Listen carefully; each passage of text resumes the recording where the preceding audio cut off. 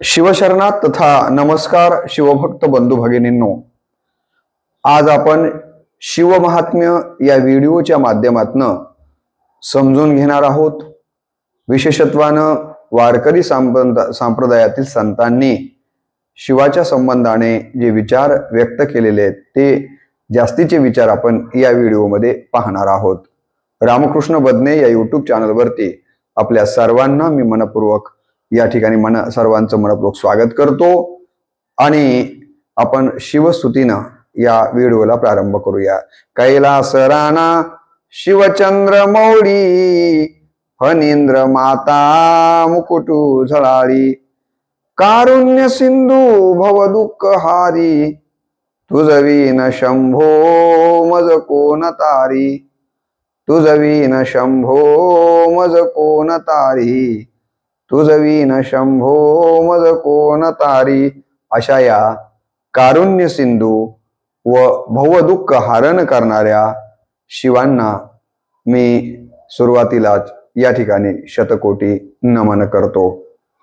तसं पाहिलं तर आज महाशिवरात्रीच्या निमित्ताने आपण शिवमहात्म्य पाहतो आहोत, परंतु हे केवळ महाशिवरात्री पुरतच महात्म्य आपण श्रवण करावं असं नाहीये। नेहमी आपल्याला जीवाला शिवाच्या संपर्कामध्ये राहायचं असेल तर हे शिवमहात्म्य आपण नेहमी श्रवण केलं पाहिजे आणि त्या अनुषंगानं त्यांच्याबद्दलचा एक पुण्य वेळ आपण दिला पाहिजे। वारकरी संप्रदायामध्ये विठ्ठल किंवा पांडुरंग व शिव वेगळे मानले गेलेले नाही आहेत। उलट ज्या नाथ संप्रदायाचे आद्य गुरु म्हणून शिवाला महत्व दिलं गेलेलं आहे, त्याच नाथ संप्रदायात कडनं आपल्याला माहिती आहे की वारकरी संप्रदाय पर्यंतची परंपरा आलेली आहे। कारण नाथ संप्रदायाचे आद्य गुरु हे आदिनाथ उमापती शिवच आहेत आणि वारकरी संप्रदायाचे देखील आदि गुरु जर कोण असतील, प्रथम वारकरी जर कोण असतील तर ते देखील शिवच आहेत। आणि म्हणून आपल्याकडे जी रचना आलेली आहे की आदिनाथ गुरु सकळ सिद्धांचा मच्छिंद्र तयाचा मुख्य शिष्य, आणि मग आपल्याला माहिती आहे की या ठिकाणी शिव हे आद्य आहेत गुरु, त्यानंतर मच्छिंद्रानंतर गोरखांनी गोरक्षाशी गोरक्ष गहिनीच्या नंतर निवृत्ती आणि निवृत्तीच्या नंतर ज्ञानदेव, अशा पद्धतीनं शिव, मच्छिंद्र, गोरक्षनाथ, गहिनीनाथ, निवृत्तीनाथ आणि ज्ञानेश्वर अशी ही वारकरी संप्रदायाची परंपरा आहे। आणि या परंपरेतले प्रथम आद्य जर गुरु कोण असतील तर ते शिव आहेत आणि म्हणून वारकरी संप्रदायाचे मूळ जर कुठं असेल तर ते शिवाच्या ठिकाणी आहे। इतकं महत्व शिवाला वारकरी संप्रदायानं दिलेलं आहे, हे आपण प्रामुख्यानं लक्षात घेतलं पाहिजे। संप्रदाय शिवाला केवळ देवच मानत नाही तर महादेव मानतो। साधा देव मानत नाही तर महादेव हा संप्रदाय शिवाला मानत आलेला आहे। आणि म्हणून तुकाराम महाराजांनी एका रचनामध्ये एक जी रचना रचलेली आहे त्यामध्ये थोरांची यादी दिलेली आहे आणि त्या थोरांच्या यादीमध्ये सर्वप्रथम जर कुणाचा उल्लेख केला असेल, पहिला मान जर कुणाला दिला असेल तुकाराम महाराजांनी तर तो शिवांनाच दिलेला आहे। ते काय म्हणतात बघा तुकाराम महाराज, आदिनाथ शंकर नारद मुनीश्वर, आदिनाथ शंकर नारद मुनीश्वर शुका ऐसा थोर अनिक नाही।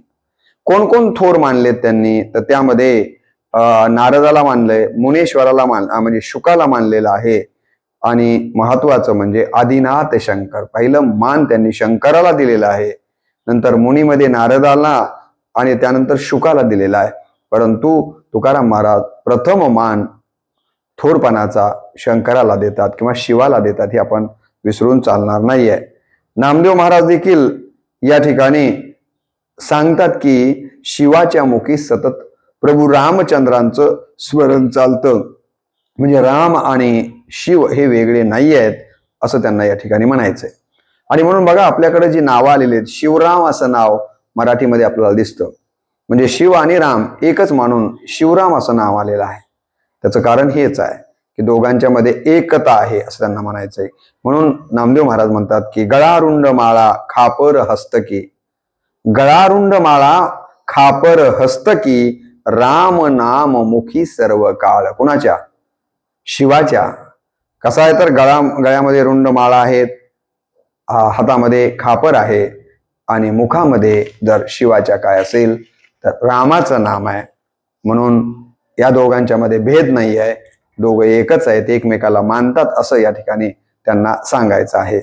अन्य एका रचनेमध्ये जनाबाईंनी देखील अशाच प्रकारे दोघांच्या मध्ये भेद नाही, एकमेकांचं ते स्मरण करतात, शिव आणि राम हे सांगण्याचा प्रयत्न केलेला आहे.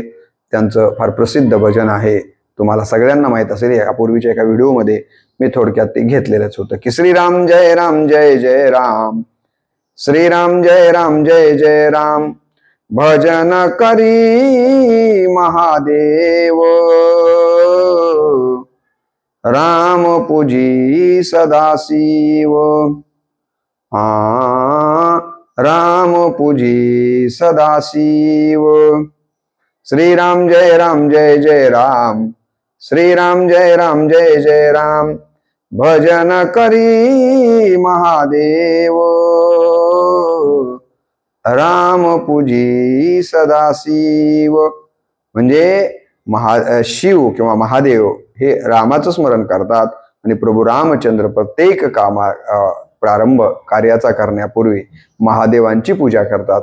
जसं की आपल्याला माहिती आहे, लंकेवर रावणाला मारण्याला जाण्यापूर्वी रामेश्वरला त्यांनी महादेवाची पिंड स्थापन करून पूजा केलेली आहे. अनेक वेळेला प्रभू रामचंद्र हे दररोज शिवाची पूजा केल्याशिवाय अन्न ग्रहण करत नाहीये, हे आपल्या सगळ्यांना माहिती आहे. दोघेही एक पाही, पुढे काय म्हटलंय बघा, दोघेही एक पाही तया ऐक्य दुजे नाही. दोघांच्या मध्ये ऐक्य आहे, दुजेपणा नाहीये असं जनाबाई म्हणतात. शिवा रामा नाही भेद, शिवाला आणि रामाला कुठलाच भेद नाहीये. ऐसे देव तेही सिद्ध, जनी म्हणे आत्मा एक, सर्व घटी तो व्यापक. आणि म्हणून दोघं एक आहे. दुर्दैवानं अलीकडच्या कालावधीमध्ये काही स्वार्थी मंडळींनी शिव वेगळा आणि वैष्णव वेगळे असा बुद्धिभेद करून आज आपण गावोगाव पाहतो आहोत की सप्ताह देखील वेगवेगळ्या पद्धतीचे प्रारंभ झालेले आहेत. जरूर झाले पाहिजेत, परंतु त्या सप्ताहांच्या मध्ये शिव सप्ताहामध्ये वारकरी किंवा हरी सप्ताहाबद्दलचं टीकाटिप्पणी किंवा त्या विष्णूच्या बद्दल टीकाटिप्पणी होता कामा नये. आणि वैष्णवांच्या वारकरी संप्रदायामध्ये ते आतापर्यंत झालेलंच नाहीये, तर तिथे देखील शिवाबद्दलचा कमीपणा मांडता कामा नये. कारण सगळ्या संतांनी सांगितलं की शिव आणि हरी वेगळे नाही आहेत. तुकाराम महाराज सांगताना असं म्हणतात की हरी आणि या ठिकाणी मध्ये कुठल्याही प्रकारचा भेद नाही आहे. तुकाराम महाराजांची रचना बघा, हरी हरा भेद नाही नका करू वाद. हरी आणि हरामध्ये कुठलाच भेद नाही आहे, महादेवामध्ये आणि विष्णूमध्ये कुठलाच भेद नाही आहे. म्हणून तुम्ही विनाकारण वाद करू नका की आमचा देव श्रेष्ठ, दुसऱ्यानं म्हणू नये की आमचा देव श्रेष्ठ. म्हणून म्हणतात हरी हरा भेद नाही नका करू वाद, एक एकाचे हृदयी गोडी साखरेचे ठाई. ज्याप्रमाणे साखर आणि गोडी वेगळी करता येत नाहीये, तसं हराला आणि हरीला वेगळं करता येत नाहीये. भेद काशी नाड एक वेलांटी चाड. हरी आणि हर एकामध्ये फक्त वेलांटीच आड आलेली आहे. उजवे वाम भाग तुका म्हणे, एकची अंग, एकाच अंगाला उजवं आणि डावं असं म्हणता येत नाहीत. कामापुरता आपण जरी म्हणत असलो तरी दोन्हींचं महत्व तितकंच आहे. तसं हरी आणि हराचा भेद करू नये, शिवाला तितकंच महत्व या ठिकाणी वैष्णवांनी दिलं पाहिजे आणि वैष्णवाला तितकंच महत्व शिवानं दिलं पाहिजे असं संत तुकाराम महाराज सांगतात. एका सुभाषितकारानं देखील फार सुंदर सांगितले, तो असं म्हणतो, शिवस्य हृदयम विष्णू, विष्णुस्य हृदयम शिवा, यथा विष्णुमय शिवा तथा शिवमय विष्णू. विष्णूच्या हृदयामध्ये शिव आहेत आणि शिवाच्या हृदयामध्ये विष्णू आहेत, त्यांना वेगळं करता येत नाही आहे. असं सांगताना असंही सांगितलं जातं की शिवाने विष पिलं म्हणून विष्णू निळे झालेले आहेत. विष कोण पिलं? शिवाने पिलं, पण निळ कोण झालेला आहे? विष्णू झालेला आहे. आणि विष्णूनं अमृत पिलं म्हणून शिव या ठिकाणी श्वेत झालेले आहेत, म्हणजे एकमेकांच्या हृदयात ते बसलेले आहेत. विष्णूचं वाहन व पत्नी शंकराचे अवतार आहेत, तर शंकराचं वाहन व पत्नी विष्णूचे अवतार आहेत. याबद्दल वेदाचा पुरावा देऊन नामदेव महाराजांनी अत्यंत पुरावेदार एक रचना, एक अभंग लिहिलेला आहे. तो आपल्या समोर मी ठेवतो की कशा पद्धतीनं शिवाचं आणि विष्णूचं एकमेक अवतार राहिलेले आहेत वाहन आणि पत्नीच्या संबंधानं। भजन करा रे हरिहरा नारायण शिवशंकरा, भजन करा रे हरिहरा नारायण शिवशंकरा, माझे बोलणे अवधारा भेदन करा दोघांचा। नामदेव महाराज म्हणतात माझं बोलणं ऐका अवधारा आणि भेदन करा, दोघांच्या मध्ये भेद करू नका। तुम्हा सांगेन सत्य वृत्तांत पाहे पाते तिचा दृष्टांत, तुम्हा सांगेन सत्य वृत्तांत पाहे पाते तिचा दृष्टांत, नारायणे सेविले अमृत श्वेत झाले महादेव। आताच मी म्हटल्याप्रमाणे नारायणानं अमृत सेवन केलं आणि पांढरा कलर कुणाचा झाला तर श्वेत झाला महादेव। आणि पुढे म्हटले शंभूने गिळिले हळाहळ मनोने विष्णू झाला निळा, शंभूने गिळिले हळहळा मनोने विष्णू झाला निळा, देखत देखत आंधळा झनी होशी घवारा। अरे वेड्या, कशासाठी तू अंधपणा करतोस की माझाच शिव संप्रदाय श्रेष्ठ आहे, तू कशासाठी असा आंधळापणा करतोस की माझाच वैष्णव संप्रदाय श्रेष्ठ आहे, असं म्हणू नको। असं म्हणणं म्हणजे घवारपणाचं लक्षण आहे असं या ठिकाणी सांगतात। शक्ती रूपी सारंग पाणी नारायण झाला भवानी, शारंगधर नंदी होऊनी सन्मुखासनी राहिला, लक्ष्मी रूपे आपण हरू देवेवरिला शारंग धरू, गरुड रूपे महेश्वरू वाहन झाला विष्णूचे, एक तो एक वेगळा नाही हा दृष्टांत आगमी पाही, नामा मने एक केशव ध्यायी हरिहर अवतार। आणि म्हणून यांना एकत्वाच्या दृष्टीने आपण पाहावं असं नामदेव महाराजांनी या रचनेतनं वेदाचा पुरावा देऊन सांगितलेला आहे। आपल्याला माहिती आहे की राम शिवलिंगाची पूजा केल्याशिवाय भोजनच करत नाहीयेत, अन्न ग्रहण करत नाहीयेत, इतकं एकमेकांना महत्व दिलेलं आहे। नाथ संप्रदाय हा शिव आणि विष्णू या दोन्हीतलं मला असं वाटतं की साम्य निर्माण करणाराच नाथ संप्रदाय आहे। कारण बघा आदिनाथ ही शंकराचे अवतार आहेत, मच्छिंद्रनाथ ही विष्णूचे अवतार आहेत, गोरक्षनाथ ही शंकराचे अवतार आहेत, गहिनीनाथ हे विष्णूचे अवतार आहेत, निवृत्तीनाथ हे शंकराचे अवतार आहेत, ज्ञानदेव हे विष्णूचे अवतार आहेत। आणि म्हणून या ठिकाणी या नाथ संप्रदायामध्ये अशा प्रकारे शिव आणि विष्णू एकत्रच मानले गेलेले आहेत आणि त्याच नाथ संप्रदायातनं पुढे वारकरी संप्रदाय आलेला आहे। आता या शिव शब्दाचे सुद्धा काही तात्विक अर्थ आपल्याला पाहता येतात। शिव महात्म्य आपण पाहतोय, शिव या शब्दाचे काही तात्विक अर्थ आणि शिव हा शब्द आपल्या समाज व्यवस्थेमध्ये किती पद्धतीने रूढ झालेला आहे हे आपल्या लक्षात येईल। शिव या शब्दाचा पहिला अर्थ होतो कल्याण। शिव या शब्दाचा अर्थ काय होतो? कल्याण।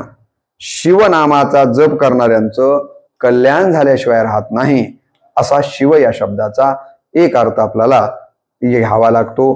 कल्याण म्हणजे परमानंद सुखाची प्राप्ती आणि आत्यंतिक दुःखाची निवृत्ती, त्याला कल्याण म्हणायचं। कल्याण म्हणजे काय तर परमानंद सुखाची प्राप्ती आणि आत्यंतिक दुःखाची निवृत्ती ज्यामुळे होते किंवा जेव्हा होते तेव्हा आपलं कल्याण झालं असं आपण म्हणावं। म्हणून शिव या शब्दाचा एक अर्थ आहे कल्याण। शिव या शब्दाचा दुसरा अर्थ आहे स्पर्श करणे। आपण म्हणतो ना तू मला शिव, शिव म्हणजे स्पर्श करणे। पूर्वी म्हणत होतो ना आपण की अस्पृश्याने शिवू नये म्हणजे स्पर्श करू नये। शिव या शब्दाचा दुसरा अर्थ आहे स्पर्श करणे। याचा अर्थ शिवाचा जीवाशी स्पर्श झाला पाहिजे। शिवाचा कशाला स्पर्श झाला पाहिजे? जीवाला स्पर्श झाला पाहिजे, तरच जीव आत्मदशेला प्राप्त होतो। अन्यथा शिवाचा स्पर्श जर जीवाला नाही झाला, शिवाशिव नाही झाली तर मात्र हा जीवच राहतो, तो आत्म अवस्थेला पोहोचत नाहीये, म्हणजेच दोषमुक्त होत नाहीये। जोपर्यंत जीवाचे शिवाशी मिलन नाही, स्पर्श नाही, तोपर्यंत सर्व अस्पृश्यच आहेत। आणि म्हणून शिव या शब्दाचा अर्थ शिवणे किंवा म्हणजे स्पर्श करणे या अर्थाने आलेला आहे। पहिल्या शिवाचा अर्थ आहे कल्याण, दुसऱ्या शिवाचा अर्थ आहे स्पर्श करणे, तिसरा एक शिव शब्दाचा आपल्याला अर्थ घेता येतो ते म्हणजे शिवणे किंवा जोडणे। शिव या शब्दाचा तिसरा अर्थ काय? शिवणे किंवा जोडणे। आपण म्हणतो ना अर्धे फाटले थोडं शिवणं म्हणजे जोडणं। जीवानी जीवासी अथवा नाशिवंत वस्तूशी नाते जोडण्यापेक्षा शिवासी नातं जोडावं, जोडणे। जीवानं नाशिवंत जीवांशी नातं जोडायचं नाहीये, वस्तूंशी नातं जोडायचं नाहीये, तर जीवाचं कल्याण कशामध्ये आहे तर त्यानं शिवासी नातं जोडून घ्यायचं आहे। हाही एक शिव या शब्दाचा अर्थ आपल्याला घेता येतो. आणि चौथा अर्थ शिव या शब्दाचा आहे मर्यादा. शिव या शब्दाचा चौथा अर्थ कोणता आहे तर मर्यादा अशा पद्धतीचा आहे.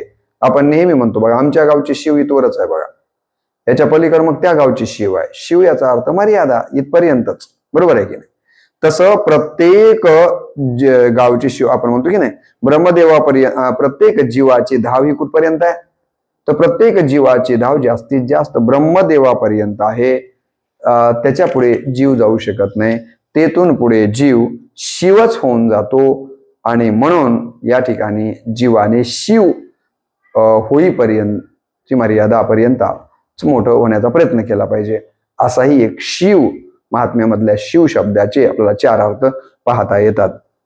संतांचा जर आपण साहित्य बघितलं तर संतांनी या ठिकाणी शिवाला भोळ म्हटलेला आहे. भोळा याचा अर्थ मनानं उदार असलेला, लवकर प्रसन्न होणारा, या अर्थानं भोळा हा शब्द आपल्याला इथं पाहता येतो.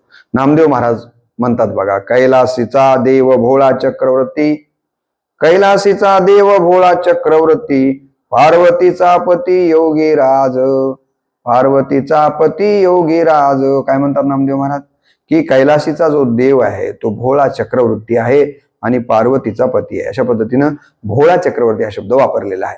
तुकाराम महाराज देखील शिवाचा उल्लेख भोळा असं करताना म्हणतात, तुका म्हणे भोळा स्वामी माझा हा कोवळा, तुका म्हणे भोळा स्वामी माझा हा कोवळा. अशा पद्धतीनं शिवाबद्दलचं वर्णन, भोळेपणाचं वर्णन तुकाराम महाराज देखील करतात. रुद्र हे नाम तुम्हा उग्र संसारासे, या ठिकाणी पुढे तुकाराम महाराजांची दुसरी रचना आहे. रुद्र हे नाम तुम्हा उग्र संहारासी, शंकर शिव भोळा उदार सर्वस्वी, उदक बेल पत्र टाळी वाहिल्या देशी, उदक बेल पत्र टाळी वाहिल्या देशी, आपुलेच पददासा ठाव देई कैलासी. इतका भोळा माझा हा देव आहे शिवशंकर की तो नुसतं त्याला बेल पत्र वाहिलं आणि टाळी वाजवून जरी त्याचं स्मरण केलं तरी तो आपलंच पद भक्ताला दिल्याशिवाय राहत नाही, असा मनानं भोळा असणारा हा देव आहे असं तुकाराम महाराजांनी या ठिकाणी शिवाच्या भोळेपणाबद्दलचं वर्णन केलेलं आहे. नाथ महाराज देखील त्यांची रचना खूप प्रसिद्ध आहे, आपल्या सगळ्यांना माहिती सुद्धा असेल. नाथ महाराज म्हणतात, शिव भोळा चक्रवर्ती त्याचे पाय माझे चित्ती. कुणाचे पाय माझ्या चित्तामध्ये? शिव भोळा चक्रवर्ती. भोळा हा शब्द त्यांनी इथे देखील वापरलेला आहे. आणि म्हणून त्यांच्या भोळ्यापणाची अनेक उदाहरणं सांगितली जातात. ती सगळी उदाहरणं आपल्याला इथं घेणं शक्य नाहीये. त्यापैकीतलं एक प्रसिद्ध उदाहरण मात्र ते कसे भोळे आहेत त्याबद्दल सांगण्याचा मोह होतो आणि आठवण म्हणून आपल्याला ते उदाहरण आपल्यासमोर ठेवतो. असं म्हणतात की कुबेराने सोन्याची लंका आपले स्वामी, कारण तुम्हाला माहिती आहे की रावणाच्या ताब्यातच कुबेर होता, या ठिकाणी आपले सोन्याची लंका आपले स्वामी शंकर यांच्याकरिता बनवलेली आहे. त्यांचे स्वामी कोण आहेत तर शंकर होते. आपले स्वामी शंकरांच्यासाठी कुबेरानं सोन्याची लंका बनवली आणि ही लंका बनल्याच्या नंतर त्याच्या वास्तुशांतीसाठी आपल्याकडे ब्राह्मणांना बोलवलं जातं. तसं या ठिकाणी शंकरांनी शिवानी वास्तुशांतीला ब्राह्मण म्हणून रावणाला बोलवलेलं आहे पूजेसाठी. आणि त्या ठिकाणी रावणानं या लंकेची वास्तुशांती केलेली आहे. आणि शांती केल्याच्या नंतर खरोखर त्याच्या पूजेवर महादेव प्रसन्न झालेले आहेत, शिव प्रसन्न झालेले आहेत आणि रावणाला म्हणतात, मी प्रसन्न आहे तुझ्या या वास्तुशांतीतल्या पूजेवर, तुला काय मागायचंय ते माग. आणि त्यावेळेला रावणानं काय मागावं तर रावण म्हणाला, ज्या लंकेची मी पूजा सोन्याच्या लंकेची केलेली आहे ती लंकाच मला देऊन टाक. आणि एवढा भोळा रावण आहे की ती सगळीच लंका त्या शिवानं कोणाला दिली? रावणाला देऊन टाकलेली आहे. तर असंही अत्यंत उदार असणारा हा देव आहे आणि अत्यंत कमी साधनेमध्ये लवकर प्रसन्न होणारा हा भोळा चक्रवर्ती आहे. भागवत धर्मात त्यातही विशेषतः वारकरी संप्रदायात एकादशीचं व सोमवारचं महत्व तर आहेच, परंतु ते सोडून 5 पर्वकाळ सांगितलेले आहेत भागवत धर्मामध्ये आणि विशेषतः वारकरी संप्रदायामध्ये 5 पर्वकाळांना अत्यंत महत्वाचं स्थान दिलेलं आहे. तर हे 5 पर्वकाळ वारकरी संप्रदायातल्या प्रत्येक वारकऱ्यांनी पाळलेच पाहिजेत असा नियम यामध्ये सांगितला गेलेला आहे. तर ते 5 पर्वकाळ कोणते आहेत तर त्याचा उल्लेख एका रचनेमध्ये आलेला आहे. पर्व विशेष भागवत धर्मी, नरसिंह जयंती रामनवमी, वामन जयंती कृष्णाष्टमी, उत्तमोत्तम शिवरात्री. हे जे 5 सांगितले ते पुन्हा एकदा तुम्हाला मी सांगतो. पहिला जो या ठिकाणी पर्वकाळ सांगितला संप्रदायानं, भागवत संप्रदाय असेल किंवा वारकरी संप्रदाय, तो आहे नरसिंह जयंती. हा पर्वकाळ प्रत्येक वारकऱ्यानं हे साजरं केलं पाहिजे. दुसरा आहे रामनवमी, तिसरा आहे वामन जयंती, चौथा आहे कृष्णाष्टमी आणि 5वा म्हणजे महाशिवरात्री. सगळ्यात उत्तम मानली गेलेली आहे. प्रत्येक वारकऱ्यानं महाशिवरात्रीचा उपवास केला पाहिजे आणि या ठिकाणी महाशिवरात्रीला आपण शिवांचं स्मरण केलंच पाहिजे. असे सांगितलं जातं की पुंडलिक हा भगवान शिवांचाच अवतार होता. आजही पंढरपूरला आपण पाहतो की पुंडलिक मंदिरामध्ये जर तुम्ही गेलात, चंद्रभागेच्या वाळवंटामध्ये पुंडलिकांचं मंदिर आहे. त्या मंदिरामध्ये जर तुम्ही गेलात तर त्या मंदिरामध्ये पुंडलिकाच्या काय आहे? शिवलिंग आहे. म्हणजेच पुंडलिक हा शिवाचे भक्तही होता आणि असं सांगतात की महादेवाचा अवतार शिवाचा अवतारच एका अर्थानं कोण होतं तर हा पुंडलिक होता. तुकाराम महाराज देखील म्हणतात, आवडे पंढरी भीमा पांडुरंग, आवडे पंढरी भीमा पांडुरंग, चंद्रभागा लिंग पुंडलिक. चंद्रभागा लिंग हा शब्द वापरला आणि पुंडलिक. म्हणून या ठिकाणी संप्रदायाचा, वारकरी संप्रदायाचा आणि शिवाचा अत्यंत जवळचा संबंध आहे. असंही सांगितलं जातं की शिव पंढरपूरच्या वारीला निघालेले आहेत. सोबत पार्वती घेतलेली आहे, गणेशजींना घेतलेलं आहे आपलं वाहन, नंदीला सुद्धा घेतलेलं आहे. पंढरपूरला जेव्हा पांडुरंगाच्या मंदिराच्या बाहेर शिवजी येतात आपल्या पत्नी आणि गणपती मुलासोबत आणि नंदीसोबत, तर त्यांना सांगतात की तुम्ही पंढरपूरला थोडं बाहेरच थांबा, मी एकटाच मंदिरामध्ये जातो. आणि शिव एकटेच मंदिरामध्ये येतात आणि शिव आलेले बघून पांडुरंग किंवा विठ्ठल अत्यंत प्रसन्न होतात आणि त्यांनी शिवाला उचलून आपल्या डोक्यावर घेतात.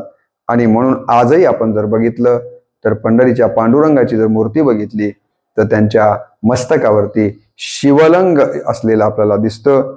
आणि म्हणून शंकराचार्यांनी जे या ठिकाणी पांडुरंगाच्या संबंधानं लिहिलेलं आहे त्यामध्ये ते म्हणतात की परब्रह्मलिंगम भजे पांडुरंगम. काय म्हटले? परब्रह्मलिंगम हा शब्द आलेला आहे.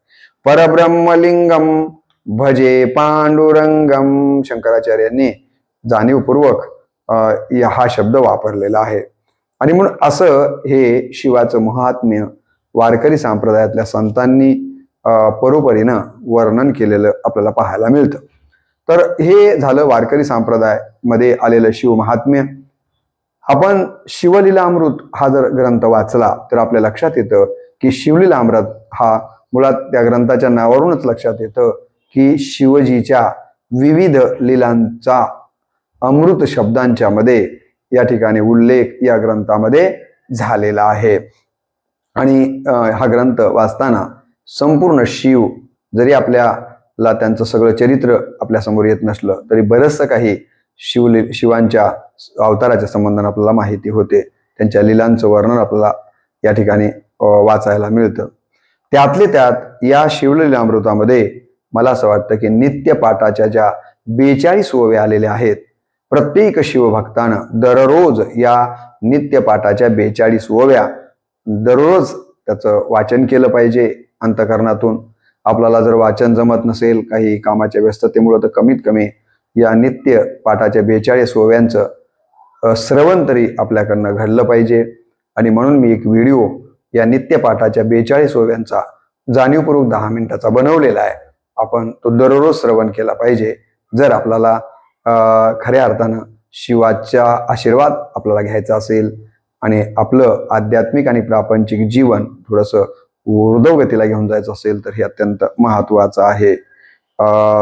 आपण जर शिवलीलामृत वाचलं तर त्याच्या 2ऱ्या अध्यायामध्ये शिवरात्रीचं महत्व विषद केलेलं तुम्ही सगळ्यांनी वाचलेलंच असेल. अध्यायाच्या 2ऱ्या अध्याय शिवलीलामृताचा जो 2रा अध्याय आहे त्या अध्यायाच्या पहिल्याच ओवीमध्ये काय म्हटलंय बघा. जेथे सर्वदा शिवस्मरण, जेथे सर्वदा शिवस्मरण, तेथे भुक्ती मुक्ती सर्व कल्याण, नाना संकटे विघ्ने दारुण, न बाधती कालत्रयी. ज्या ठिकाणी शिवाचं स्मरण होतं त्या ठिकाणी काय काय आपल्याला फळ मिळू शकतं हे दुसऱ्या अध्यायाच्या पहिल्याच ओळीमध्ये ग्रंथकर्त्यांनी आपल्या समोर ठेवलेलं आहे. आणि ग्रंथकर्त्याचं तर म्हणणं असं आहे की शिवाचं स्मरण कसं जरी घडलं, मग ते उपहासानं घडलेलं असो, हसत हसत जरी आपण शिवाचं स्मरण केलं असेल, किंवा आपल्या लेकरांचं नाव कोणी कोणी शिव, महादेव, शंकर अशी मुलाची नावं ठेवतात, बरोबर आहे की नाही? तशाच पद्धतीनं मुलींची नावं देखील पार्वती अशा वेगवेगळ्या पद्धतीने ठेवतात. आपल्या मुलांच्या नावाच्या निमित्तानं का असेना जर आपल्याला शिवाचं स्मरण घडलं तर निश्चितपणे त्याचा देखील त्या भक्ताला खूप फायदा होतो असं या ठिकाणी शिवलीलामृतामध्ये सांगितलंय. ती अशी अर्धीच ओवी तुमच्या समोर ठेवू. पुत्र कन्या नामे करुणी शिव स्मरण घडू का, पुत्र कन्या नामे करुणी, पुत्राची कन्याचं नाव ठेवून का असेना आपण शिवस्मरण जर घडलं तर निश्चित त्याचं फळ आपल्याला मिळाल्याशिवाय राहत नाहीये. शिवरात्रीचं महत्व विशद करताना शिवलीलामृतामध्ये सांगितलं गेलेलं आहे की शिवरात्री आधीच पुण्य दिवस, शिवरात्रीचा दिवस अगोदरच पुण्याचा दिवस आहे, त्याही वरी पूजन जागरण विशेष. आणि त्या दिवशी जर एखाद्यानं शिवाचं पूजन केलं, जागरण केलं तर ते आणखीन विशेष पुण्य लाभणार आहे.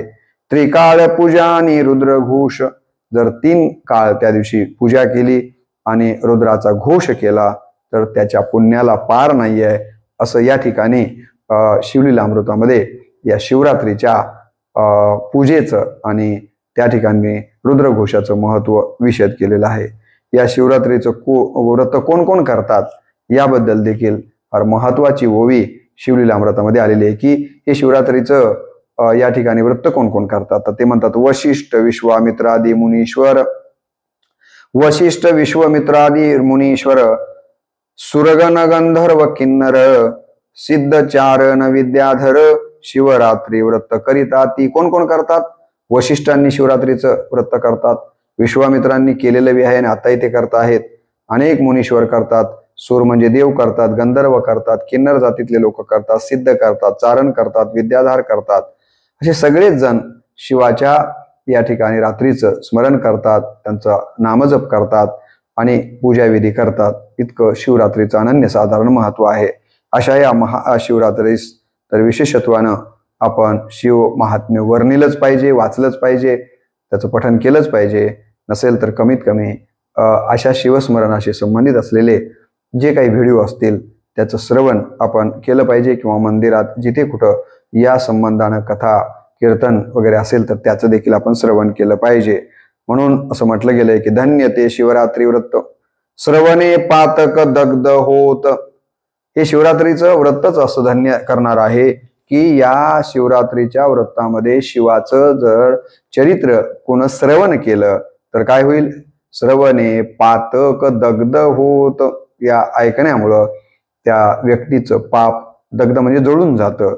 जे हे पठन करीती सावचित्त, धन्य पुण्यवंत नरतेची. आणि जे लोक या शिवाचं पठन करतात अत्यंत मनपूर्वक, सावचित म्हणजे चित्त जाग्यावर ठेवून एकाग्र चित्त करून, तर तेच या जगातले धन्य नर आहेत, म्हणजे माणसं आहेत, आणि तेच पुण्यवंत माणसं आहेत.